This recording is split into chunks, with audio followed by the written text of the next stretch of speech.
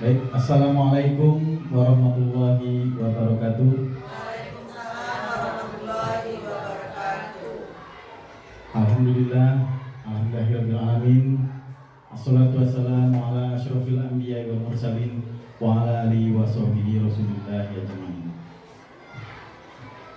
Pertama-tama, marilah kita senantiasa mengucapkan puji syukur kita atas kehadiran Allah Subhanahu wa taala, yang mana hingga detik ini kita masih diberi kesempatan untuk dapat berkumpul di ruangan ini, mendengarkan pemaparan dari salah satu rekan kita, yaitu Ibu Alfitriani, yaitu pemaparan P5 yang berkaitan dengan PJOK. Semoga program yang dipaparkan itu bisa terlaksana dengan baik. Salawat beserta salam mari sama-sama kita haturkan kepada junjungan alam Nabi besar Muhammad SAW dengan ucapan Allahumma sholli ala sayyidina Muhammad wa ala ali sayyidina Muhammad. Semoga dengan rutinnya kita bersolawat kepada beliau, kita mendapat syafaatnya di yaumil akhir nanti. Yang kami hormati Ibu Kepala Sekolah SD Negeri 169 atau yang mewakili. Yang kami hormati Ketua Komunitas Belajar Tunas Cendekia SD 199 Pekanbaru. Yang kami hormati ibu-ibu hadirin yang berada dalam ruangan ini. Untuk mengawali kegiatan kita ini, kami mintakan kepada Ketua Komunitas Belajar untuk menyampaikan sedikit kata sambutan. Kepada Ibu Nurani kami persilakan. Terima kasih Pak Irwan Bakti. Assalamualaikum warahmatullahi wabarakatuh. Waalaikumsalam warahmatullahi wabarakatuh. Yang saya hormati Ibu Bunda Kepala Sekolah SD Negeri 169 Pekanbaru dan yang mewakilinya, beserta majelis guru hebat semua yang ada di ruangan ini. Mohon izin pada hari ini kita kembali berkumpul dalam kelompok belajar kita Tunas Cendekia, yang mana di sini Bunda Alfitriani akan menjadi narasumber kita dalam program P5-nya, yaitu menghidupkan permainan tradisional campur untuk memupuk jiwa dan raga peserta didik. Jadi nanti marilah kita dengarkan pemaparannya dengan baik untuk mensukseskan kegiatan kita ini, karena dengan berkolaborasi kita bisa. Oke, hanya itu untuk pembukaan kali ini. Semoga sukses semuanya. Assalamualaikum warahmatullahi wabarakatuh. Waalaikumsalam warahmatullahi wabarakatuh. Terima kasih kepada Ketua Komunitas Belajar yang sudah menyampaikan kata sambutan. Nah, untuk berikutnya mari sama-sama kita dengarkan pemaparan program yang disampaikan langsung oleh narasumber kita, yaitu Ibu Alfitriani. Kepada Ibu Alfitriani, silakan. Oke. Terima kasih Pak Irwan, izin ya Bu, kita di depan biar agak semangat sedikit. Bismillahirrahmanirrahim. Assalamualaikum warahmatullahi wabarakatuh. Waalaikumsalam warahmatullahi wabarakatuh. Selamat siang untuk Ibu semuanya juga. Semoga kita semua dalam keadaan sehat. Amin amin ya rabbal alamin. Baik, yang pertama kita tidak lupa bersyukur kehadiran Allah Subhanahu wa taala, yang mana pada siang yang cerah ini kita dapat berkumpul di majelis SDN 169 Pekanbaru dalam Kombel Tunas Cendekia. Salawat beriring salam tidak lupa kita aturkan kepada junjungan kita Nabi besar Muhammad SAW dengan mengucapkan Allahumma sholli ala sayyidina Muhammad wa ala ali sayyidina Muhammad. Pertama-tama yang kami hormati Ibu Kepala Sekolah SDN 169 Pekanbaru, kemudian Ibu Wakil Kepala Sekolah SDN 169 Pekanbaru, dan yang kami hormati Ketua Kombel SDN 169 Pekanbaru, kemudian Bapak Ibu Majelis Guru SDN 169 Pekanbaru yang sangat kami banggakan. guru-guru hebat yang sangat luar biasa. Baik, untuk hari ini kami mohon izin, salah satu tugas atau rencana tindak lanjut kami dalam program PKG PJOK, kami ada merencanakan program yang berhubungan dengan PJOK. Di sini sama-sama kita lihat slide-nya.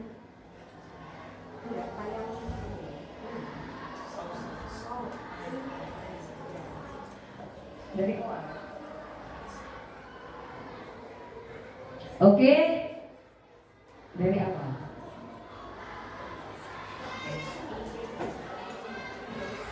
Oke, di sini Bapak Ibu bisa lihat kita punya tema bangunlah jiwa dan raganya. Bangunlah jiwa dan raganya. Jadi kami punya program anak-anak kita di sini bisa untuk berolahraga, di sini menghidupkan permainan tradisional cakbur untuk memupuk jiwa dan raga peserta didik. Kenapa bangunlah jiwa dan raga dan kenapa olahraga tradisional? Karena di sini kita udah melihat pada zaman sekarang anak-anak kita sudah terpengaruh dengan gadget, handphone, tidak ada lagi dia bermain yang namanya ada permainan tradisional, tidak mengenal. Jadi makanya saya tertarik kenapa kita ambil judul cabur permainan tradisional. Next. Latar belakang, suara pilihan kepemilikan peserta didik. Program ini dirancang untuk mendorong peserta didik dalam memilih dan terlibat secara aktif dalam kegiatan permainan tradisional. Suara mereka akan diprioritaskan dalam menentukan permainan yang ingin diikuti, serta bagaimana mereka ingin mempelajari dan menerapkannya. Mereka juga akan memiliki kesempatan untuk memimpin kelompok dalam berbagai permainan. Memberikan pengalaman kepemimpinan dan tanggung jawab. Jadi dalam permainan cabur itu ada rasa tanggung jawabnya dia, pengalamannya. Kemudian tujuan program. Program ini bertujuan untuk menumbuhkan kesadaran dan minat peserta didik terhadap permainan tradisional sebagai bagian dari budaya Indonesia. Yang kedua, meningkatkan keterampilan motorik dan kebugaran fisik melalui partisipasi aktif dalam permainan tradisional. Kemudian yang ketiga, membangun karakter peserta didik seperti kerjasama tim, sportivitas, dan kepemimpinan melalui permainan yang melibatkan interaksi sosial dan fisik. Capaian, langkah-langkah, dan hasil yang diharapkan. Yang pertama, peningkatan pengetahuan peserta didik tentang permainan tradisional di Indonesia. Yang kedua, peningkatan aktivitas fisik dan keterampilan motorik kasar peserta didik. Dan yang ketiga, pengembangan karakter positif seperti kerjasama, kejujuran, dan kepemimpinan. Struktur program dan mitra dalam komunitas di sini kita akan melaksanakan nanti di luar. Bapak Ibu, kami mohon kerjasamanya juga untuk P5 kita bisa melaksanakan. Target populasinya adalah diikuti oleh seluruh siswa kelas 5 dan kelas 6. Di sini dengan total peserta didik sekitar 100 orang. Jadi nanti pas program P5 itu kita agak 100, kita usahakan untuk populasinya 100 orang. Usianya 10 sampai 12 tahun. Pengaturannya kita lakukan setiap Sabtu pagi setelah kita melaksanakan senam pagi. Kita kan ada P5, program P5-nya di tiap Sabtu. Jadi kita lakukan selama 2 jam pelajaran di lapangan sekolah. Program berlangsung selama 7 minggu berturut-turut. Jadi mitra kita yaitu guru PJOK, kita ada di sekolah ini 3 orang guru PJOK. Kemudian guru kelas sebagai pendamping kelompok. Kemudian orang tua, kita libatkan juga komite yang ingin berpartisipasi, ikut menjadi relawan. Kemudian memberikan wawasan tentang permainan tradisional yang mereka mainkan saat masih kecil. Kalau ada orang tua, dia bisa ibaratnya kita bersosialisasi menanyakan apa sih permainan tradisional anak-anak dia di rumah. Itu berikut pernyataan tentang kapasitas yang dimiliki kelas atau sekolah. Sekolah kita rasanya cukup memadai kalau kita melaksanakan kegiatan cabur. Kita lihat lapangan di bawah kita sangat besar, sangat luas, jadi itu bisalah untuk memfasilitasi anak-anak kita untuk bermain cabur. Jadi kita kenalkan ke mereka bahwa permainan tradisional cabur ini sangat menarik dan sangat menyenangkan.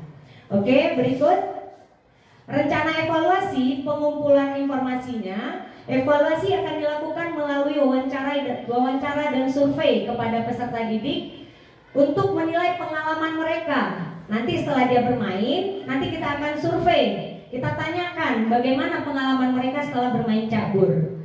Apakah mereka merasakan menyenangkan? Apakah terpacu adrenalinnya, keringatnya? Apakah sudah keluar untuk bermain bergerak yang kemudian sportivitasnya bagaimana? Kita akan tanyakan melalui wawancara. Kemudian ada pengumpulan data melalui kuesioner refleksi peserta didik.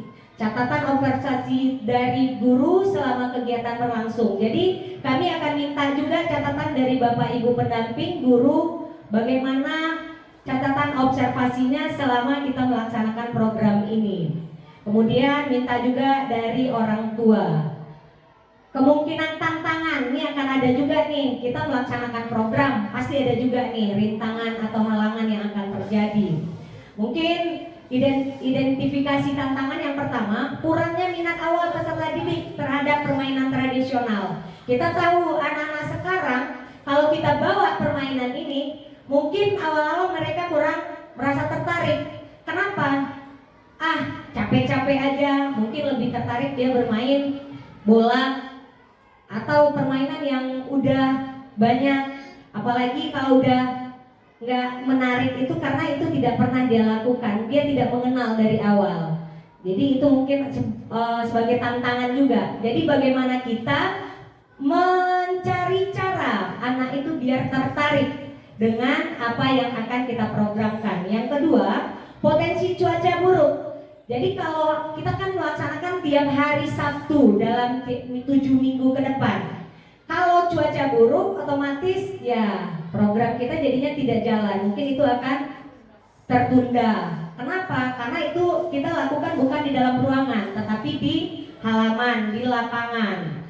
Kemudian rencana solusi. Jika kita melaksanakan ini dapat tantangan, jadi rencana solusi yang kami buat yaitu memulai program dengan permainan yang paling populer atau yang paling mudah diakses untuk menarik minat, menyediakan alternatif ruang dalam ruangan untuk permainan yang tidak memerlukan banyak ruang. Contoh, permainan tradisional juga tapi tidak hanya di luar ruangan. Apa contohnya? Kita buat mungkin di ruangan kelas yang bisa kita buka rolling door-nya, permainan sitata, engklek. Atau kalau kita punya coklat, jadi berbagai agak 10 atau 15 coklat itu kan termasuk permainan tradisional. Itu bisa di dalam ruangan. Intinya kita membawa anak untuk kembali dia merasakan bahwa ada loh permainan tradisional yang lebih menarik daripada permainan-permainan yang mereka lakukan di gadget yang hanya jempolnya aja yang bergerak. Oke, berikut. Sekianlah presentasi dari kami. Jika ada Bapak Ibu masukan atau saran yang membangun bagi kami untuk terlaksananya program ini, kami persilahkan dan kami kembalikan kepada moderator. Terima kasih. Assalamualaikum warahmatullahi wabarakatuh.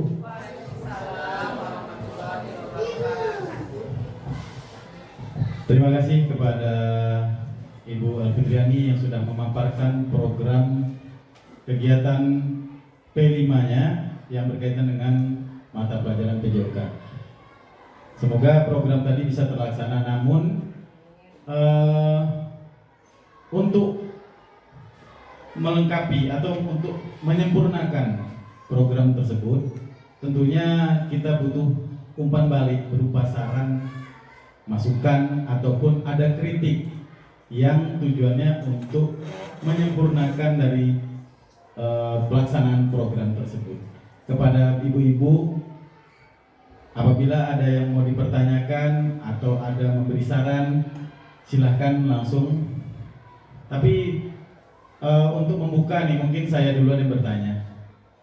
Itu di situ pada slide tadi saya baca dipersiapkan 100 orang dari kelas 5 dan 6. Itu berarti di fase C. Bagaimana untuk siswa yang kelas rendah atau fase A maupun fase B? Apakah sudah bisa diterapkan juga program ini atau bagaimana, Bu? Ini menarik nih, langsung moderator bertanya awal, biar semangat bagi Bapak Ibu. Baik, saya langsung saja. Terima kasih kepada Bapak Irwan atas pertanyaan yang luar biasa. Berarti Bapak fokus pada slide yang saya tampilkan tadi. Untuk pertanyaannya, kami kenapa mengambil populasinya fase C, kelas 5 dan 6 dalam permainan campur? Begini, kalau fase A dan fase B, kelas 1 atau kelas rendah, kita bawa permainan ini, mungkin kalau seandainya di rumah dia ada melaksanakan ini mungkin gampang. Tapi kalau yang saya rasa, karena kita melihat sekitar dan saya pernah mengajar kelas rendah juga, kita adakan permainan itu sangat sulit mereka memahami, kecuali permainan engklek, citata, itu gampang. Kalau ini dia berkelompok, itu pertama risikonya lebih besar. Itu nanti ada rintangan yang dia menghalang, dia berlari seperti apa, peraturannya mungkin dia belum memahami sepenuhnya. Jadi banyak sekali hal-hal yang akan jadi halangan kalau itu dilaksanakan untuk kelas 1, 2, 3 atau kelas rendah. Begitu Bapak, kenapa kita ambil kelas 5 dan 6? Mungkin pola pikir, daya tangkap mereka lebih cepat ketimbang adik-adik di bawahnya. Begitu Bapak, sudahkah? Oke, terima kasih. Baik, terima kasih atas jawabannya Bunda Fitri. Mungkin dari Bapak Ibu, ibu-ibu yang lain ada mau bertanya atau memberi saran? Silakan Bunda Husnul. Pada Ibu Husnul dipersilakan. Terima kasih moderator. Mohon izin Ibu pembicara. Saya lihat tadi di slide Ibu, program ini akan diikuti oleh seluruh siswa kelas 5 dan 6 SD dengan total peserta didik adalah sekitar 100 orang usia 10 sampai 12 tahun. Nah, pertanyaan saya, karena ini adalah kegiatan P5, menurut saya setiap siswa itu berhak untuk mengikuti kegiatan P5. Kenapa seperti cuma uji sampel 100 orang, kenapa tidak semua anak itu ikut terlibat? Mungkin demikian Bunda Fitriani. Terima kasih. Assalamualaikum warahmatullahi wabarakatuh. Silakan. Oke, terima kasih atas pertanyaannya Bunda Husnul. Ini juga mungkin menjadi masukan dan saran juga kepada kami. Tetapi kenapa kami mengambil sampel? Kalau Bunda Husnul sini kan populasi yang kami ambil 100 orang usia 10 sampai 12. Mungkin di kelas 5 ada usianya yang 11. Mungkin 11. Maksudnya kelas 5 dan 6 kira-kira sekolah kita berjumlah berapa orang? 200. Mungkin kalau kita ambil semuanya, kita akan mengalami yang namanya keterbatasan waktu, sedangkan kita hanya 2 jam. Kita takut nanti tidak sampai program kita. Dan ini kita lakukan itu hanya 2 jam tiap minggunya. Kalau kita ambil sebanyak 200 siswa, itu saya rasa mungkin kewalahan kita. Satu, yang kedua, untuk lapangan juga kita akan menjadi payah, terlalu sempit, ruang geraknya jadi tidak agak terbatas gitu, kurang luas. Jadi lapangannya jadinya kan kecil-kecil, padahal anak yang kelas 5 dan 6 itu kan udah besar-besar juga. Jadi kalau kita buat itu lapangan caburnya itu terletak kalau di lapangan bisa dibuat 5 atau 6. Berapa? Coba bisa Pak Irwan kita prediksi 6 atau 8 bisa tuh lapangan kita di bawah buat lapangan cabur. 6 di bawah, 2 di atas, 1 di atas bisa. Jadi paling tidak 10 itu jadi bisalah untuk 100 siswa. Kalau kita laksanakan semuanya itu tidak mencukupi. Oke, tapi jika itu mencukupi, mungkin kita akan kembali untuk mengambil, mungkin misal program ini berjalan bagus, kita laksanakan tahap yang berikutnya, kita ganti lagi anaknya. Begitu Bunda Husnul. Baik, mari kita lanjutkan lagi dengan memberi kesempatan kepada ibu-ibu memberikan saran ataupun pertanyaan. Masih ada yang mau bertanya ibu-ibu atau berjelas? Ibu hebat kita, Ibu Desmiana.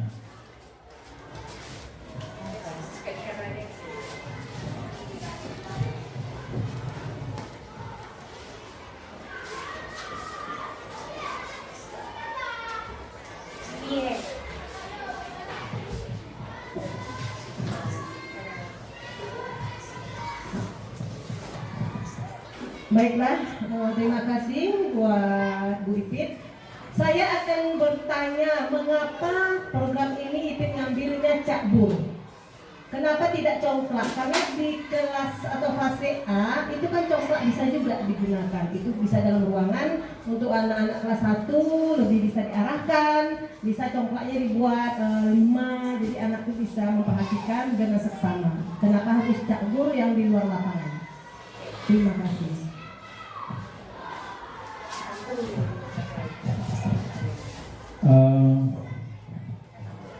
Berarti pertanyaannya tadi mengapa cenderung ke Cakbur? Kenapa tidak permainan yang lain? Yang berikutnya adalah yang bertanya, jadi biar sekali jawab. Silakan Ibu Susnita Rahayu. Terima kasih Pak Iwan. Pertanyaan saya tadi Bunda Ipit menjelaskan permainan tentang Cakbur. Apakah Cakbur ini sama dengan gala panjang? Terima kasih. Baik, saya rasa Ibu Fitri sudah jelas mendengar pertanyaan tersebut. Mari kita dengarkan jawaban dari Ibu Fitri. Silakan.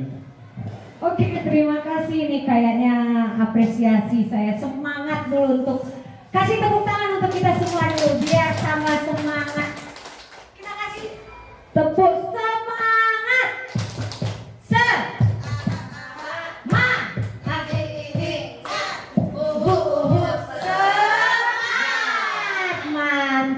Walaupun udah berjalan waktunya cukup lama, tapi tetap semangat. Baik, terima kasih Ibu Desmiana. Tadi pertanyaannya, kenapa kok Cakbur? Kenapa tidak congklak? Kan Cakbur ada halangannya tadi. Kalau hujan gimana? Kemudian itu lapangan juga terbatas. Kemudian kalau congklak bisa fase A. Yang pertanyaan yang saya jawab yang pertama, kenapa Cakbur? Kalau Cakbur cenderung untuk pembelajaran PJOK itu lebih banyak gerak motorik. Jadi kalau kita ngambil congklak itu boleh sah-sah saja, itu mengasah lebih cenderung kepada kognitif otak anak, tapi geraknya kurang. Dia hanya duduk, tangannya yang bergerak untuk congklak. Tapi kalau dia galah panjang atau Cakbur itu gerakan itu banyak fisik motorik dia. Kemudian dia berkelompok. Sasaran dia, kita tujuannya adalah kalau udah berkelompok dia ada jiwa gotong royongnya, kerjasamanya, kepemimpinannya. Dia pasti ada ketuanya nanti. Bagi tim itu kan terdiri dari 2 tim. Nanti kita akan jelaskan kepada siswa kita. Mungkin Bapak Ibu sudah pernah waktu kecilnya melaksanakan yang namanya permainan ini, ya. Jadi pertanyaan Bunda Des tadi, kenapa kami ngambil Cakbur? Itu lebih cenderung kepada banyaknya gerak motoriknya, keterampilan gerak anak saja. Tapi tidak menutup kemungkinan kalau kita mengadakan nanti ada program berikutnya kita ambil congklak, itu tidak apa-apa. Pada dasarnya adalah kita numbuhkan rasa kepada anak-anak kita untuk tertarik kepada permainan tradisional. Begitu. Kemudian Bunda Des, untuk itu sudah cukup untuk jawabannya. Oke, terima kasih. Saya lanjut untuk pertanyaan Bunda Susmita Rahayu tadi. Pertanyaannya, apakah cabur sama dengan galah panjang? Ini saya jawab sama. Hanya mungkin pemakaian nama permainan ini berbeda, tiap daerahnya ada. Mungkin ada lagi itu permainannya namanya di sini cabur, galah panjang, gerobak, sodor. Itu sama. Jadi kalau ditanya main gerobak sodor yuk, enggaklah aku mau main cabur. Padahal itu sama, permainan yang sama. Ya, mungkin daerah ini namanya ini, sama dengan peta umpet. Kalau di daerah saya Sumatera Barat namanya peta umpet itu cimanci. Nah, mungkin di sini kalau ada cimanci apa hubungannya? Itulah daerah saya. Mungkin di Pekanbaru ini Melayu apa namanya? Serondo. Kalau Tembilahan serendah. Tonggak dingin. Jadi itu Bunda Susnita. Lain daerah Sembar lakon itu beda. Sembar lakon itu beda. Sembar lakon bahasa Minangnya itu lari, nanti ditangkap ada kawannya yang nyentuh bantu itu sembar lakon. Ya, beda dengan peta umpet. Kalau peta umpet itu lebih kepada menyerondok, sembunyi, dicari. Oke, Bunda Susnita? Sudah jelas Bapak Ibu semua? Terima kasih. Kembali kepada Bapak Moderator. Baik, terima kasih kepada ibu-ibu yang sudah menyampaikan pertanyaan dan sudah dijawab oleh ibu-ibu tadi. Semoga itu menjadi satu saran dan masukan juga. Bisa tolong di slide pertama tadi, Ibu. Ada sedikit yang mau saya sampaikan juga nih. Himbauan sebenarnya, ya. Itu saya baca temanya bangunlah jiwa dan raga. Jiwa dan raga berasal dari dua kata, jiwa dan raga. Jiwa itu, setahu saya jiwa itu mental, berupa mental. Raga berupa fisik. Berarti di sini dalam pelaksanaan P5 ini itu udah paket komplit nih jatuhnya. Mental, fisik dan mental atau jasmani dan rohaninya dibentuk sekalian. Bahkan mungkin karakternya, karena dalam permainan cabur ini setahu saya itu ada, kalau anak-anak itu bilangnya biasanya induk, saya induknya, atau saya ketuanya.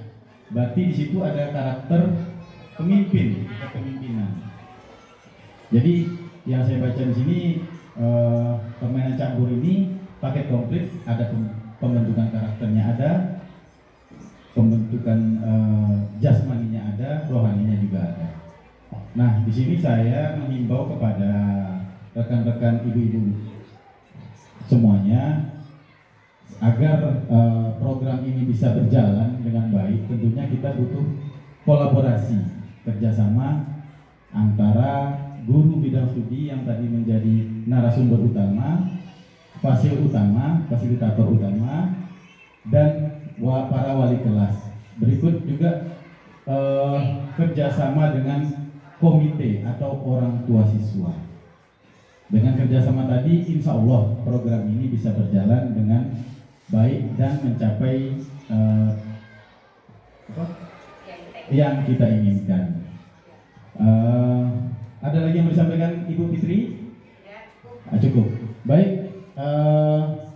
Dengan pemaparan tadi dari Ibu Fitri dan sedikit saran dan masukan dari saya tadi, maka berakhir pula kegiatan Kombel kita pada hari ini. Saya sebagai moderator mohon maaf apabila ada kesalahan dalam penyampaian maupun dalam pemanggilan. Wabillahi taufiq wal hidayah. Assalamualaikum warahmatullahi wabarakatuh.